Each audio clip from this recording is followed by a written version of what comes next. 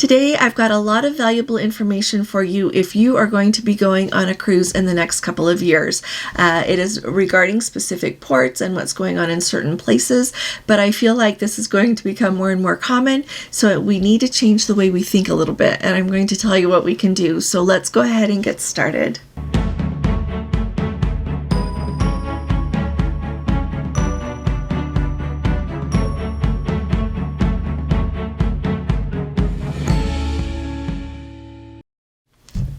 Hi there, this is Allison with Let's Go Travel Tips. Today is Thursday. It is June 4th of 2026, and if you haven't subscribed to our channel, please click on the subscribe button and give us a thumbs up if you appreciate all the useful information and tips that we share around here. Now, I want to start at the top. I always say that, but let's start off talking about some itinerary changes. And the reason that I want to tell you about these is, you know what, there are enough itinerary changes going on all over the world that it's just a little ridiculous to try to cover all of them. But I believe that these are significant and that they are ones that we are going to see more and more frequently happening. So first up, this is already happening for 2027. Okay, so it's not even 2026. We're only at June 1st in the season, and we're already changing things in 2027.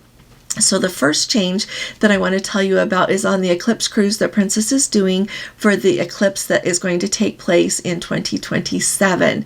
Now that eclipse is the one that we've got our Egypt group cruise going. So if you're interested in that, send me an email. But anyway, we're going to be on the Nile, like 6 minutes and something of totality there. But Princess's cruise is going to have the ship positioned off the coast of Gibraltar. I have excellent group pricing for that. We're not all going like as a group, but I've got great pricing. If you look at those prices today, they've gone up quite a bit. And so wanted to tell you that. But the change that they're going to be making on that itinerary is that instead of calling to Mallorca, they are now going to be calling in Ibiza, Spain. Now, I've not been to Ibiza yet, but I've heard that it is breathtakingly beautiful and definitely worth a visit. More and more, I see port calls in Mallorca changed for something else. Sometimes it's just canceled and there's another sea day, but I love when they slide something else in. So this time it's going to be in Ibiza, Spain.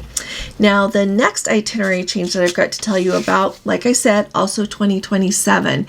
And what is going on in this itinerary change, I feel like is linked to a new rule that they are has just come down in Santorini. So first off, the changes that they are going to do is during one cruise, they are no longer going to be calling in Genoa, Italy. And the popular thing to do in Genoa, there's a lot to see there, but people love to go see the Cinque Terre there. So they're no longer going to be calling there, and instead they're going to be going to Santa Margherita, Italy. Santa Margherita is absolutely beautiful. I have never been there on a cruise ship. I've been there one time. Caroline and I took a bus tour of Italy a long time ago, and it was absolutely beautiful. I am noticing that Santa Margherita, Italy is being put on more and more itineraries. And so look at the map. You can see it's beautifully situated. There are a lot of archaeological things to go see there, as well as beautiful towns, beautiful scenery, a lot to do there. So you're not going to the Cinque Terre like you thought, but you're going to be going there. The next thing to me is the biggest news in all of this is what's going on with Santorini, because we've been hearing rumblings for quite some time that Santorini was trying to reduce the number of guests that they were having, the number of cruise ships they were having come and visit. So during this cruise, they are no longer going to be going to Santorini, Greece, completely off. Instead, they are going to be going to Palermo on Sicily. When you look at the map of Sicily, you will notice that Palermo is up, and a lot of the cruise ships usually call them Messina. Both very worthwhile. There are absolutely beautiful things to see from Palermo, and that's not a lost cause, but it's not Santorini. So here are some things I want you to be thinking about when you want to go to Santorini, because in Santorini, they have also just passed a new rule here.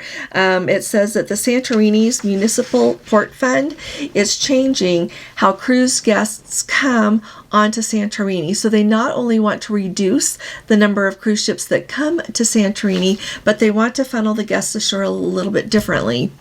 When you come into Santorini, all of the ships there tender. None of the cruise ships pull up to a dock. So they've got the cable car that takes you up to the top of the cliff there, where the town of Fira is. As you look, though, at that port, there are two places where, if you have an excursion booked that requires the bus, which is most of them, they have taken guests to either side to catch the bus, and then the bus takes you up the cliff and takes you on your excursion. There is a port that, as you look right there at the cable cars on the right hand side, Gordon tells me that that is south, and it's called Athenios, and it is the port that is more their commercial port. The ferries come there, the locals use it a lot. That's where a lot like their food comes ashore and all their supplies. And so instead of using that so much for cruise guests, they really want to minimize how many cruise guests go through there. So they are going to put more and more guests through Fira. So a couple of things to think about. Number one, my rule in Santorini, and it is a rule, it's a firm rule. I've been there several times now. Every time I book an excursion in the morning to be able to get off the ship. I've done it every time because I want to be in Santorini on the island enjoying the day there as early as I can. And even with being elite on Princess, so that you get that priority the chance to use the water shuttles early. I'm worried that that's going to take longer than I would like. So I just book an excursion. I love Santorini anyway, so it's lovely to go. So book an excursion. That's going to be the quickest way for you to be able to get off the ship. Go see what you want to see on the island. I think you shouldn't go to Santorini without seeing Ia. It's kind of over on the other side a little bit from where Fira is, but it's absolutely beautiful to see. Beautiful views, beautiful town. It's just magic there. And so book your excursion to get off. Say you have one of these cruises booked in 2027 and Santorini just got taken off of your itinerary, but Santorini is really where you wanted to go. You want to know what? They have ferries going to Santorini, like from Athens. Ferries go to Santorini all the time. They have flights. It's a quick flight to go from Athens or some other areas in the whole region you're up there. They'll do flights to Santorini. When you look at flights from Athens to Santorini, they're not even expensive. And so you could fly over, get a hotel for the night, and really see the island wonderfully. Take an early flight, get there early in the morning, spend the day there, come back late. I would get a hotel though. You're going to all the trouble to fly there. May as well get a hotel and have lunch and dinner and breakfast the next day there, because it is that beautiful and that delicious. So think outside of the box in getting to the places that you want to go. That doesn't mean you say, well, I guess I'm not going to Santorini. Oh, no.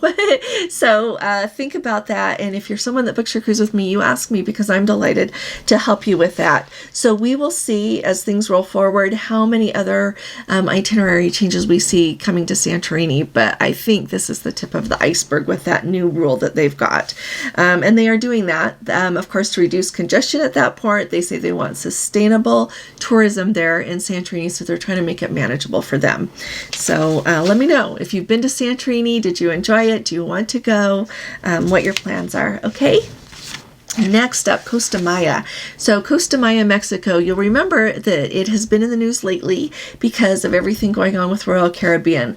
They acquired that cruise port area in 2025, announced their intention to build Perfect Day Mexico, and just recently they were told by the officials there that you won't be doing that.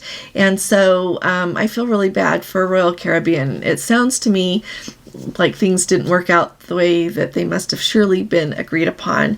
And anyway, so in association with Royal Caribbean now owning the port, they've got some disgruntled workers there. And I don't know the ins and outs of that, but they say that they're owed money by Royal Caribbean. And so their approach to managing that was to stop all of the traffic coming into the port. So the tour buses were not able to come in, the tour guides, everything were not able to come in. And so all of the guests who were on Mariner of the Seas, it says that they waited, and around 9:30 in the morning they were told that all the excursions were canceled because there was no way to do an excursion. So in Costa Maya there, if you go there, you can walk around that port really easily. There's shops to see, there are places to eat. I feel like there are some dolphins there that you could swim with or take a look at there that they've got as part of an excursion there. But anyway, that's what's going on in Costa Maya. So it's going to be interesting to see really what happens with Costa Maya moving forward. Now, okay, now this is exciting. A couple of years ago, I remember when Carnival Corp announced that they were going to make changes to Half Moon Cay. For a really long time, Half Moon Cay has been associated with Holland America. It's more been their private island. A couple of years ago, they announced that they were going to start sharing Half Moon Cay a little bit more with other cruise lines held by Carnival Corporation, and so they built an actual pier. So the ships are not on the other side of the island. They built a pier that the ships will be able to use, and so Carnival is going to start coming to Half Moon Cay a lot more, and they also say that Princess is, along with Holland America.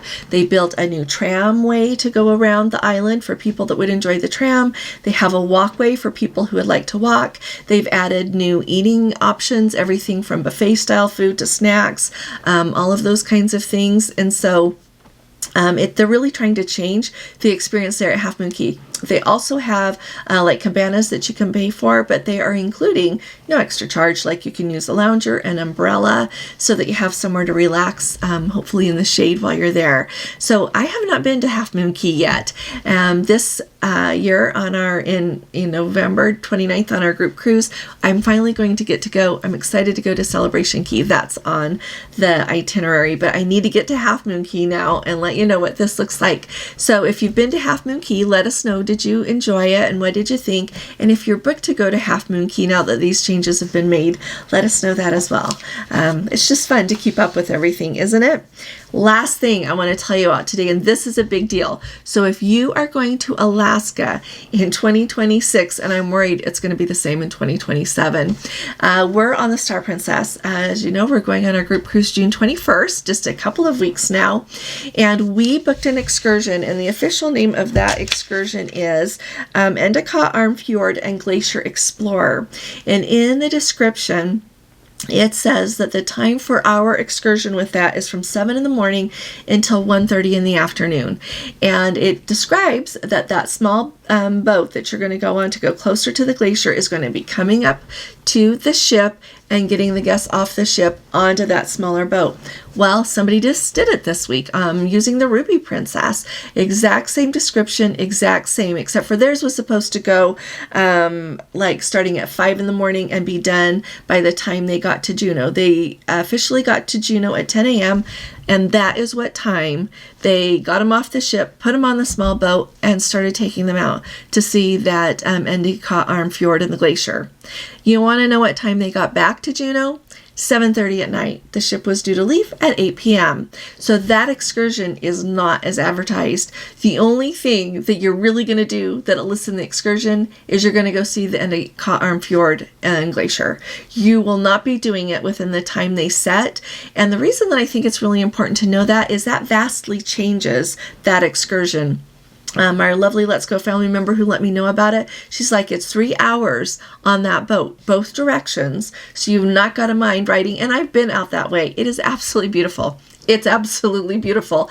But at the same time, it's 3 hours for people that maybe didn't want to spend 3 hours going back and forth, plus the time there. And then the other thing that goes along with that is if you thought you were going to do anything else while you're in Juneau, you're probably not. And so Gordon and I are trying to weigh out in our mind if we're going to keep that excursion or if we're going to cancel it. Let me know what you all think about that if you would. But take a look, and if you've got that excursion booked, think in your mind what it is that you really want to do while you're in Juneau. I'll let you know what we decide, okay? But I think it's really important that you all know that. Not as advertised even remotely. And if you look and want to book that excursion, it's not going to even show up for you if you have something else booked in Juneau. I learned that trying to do it for someone else. And then when I called Princess, they said, oh, you can't do both. And at that time, they were not forthcoming about the changes because I said, well, they'll be back for an hour. Can't they sign up for the other one and go meet there? Oh, no, too close. And so there you go. You've been updated on that as well. So I'd love to hear from all of you. Let me know what's going on the cruise that you're on, anything that'll be helpful to let everybody else know what's going on, and I'm delighted to pass it along. It is wonderful to be here with you, so thank you for coming, and I'll be talking to you all again really soon.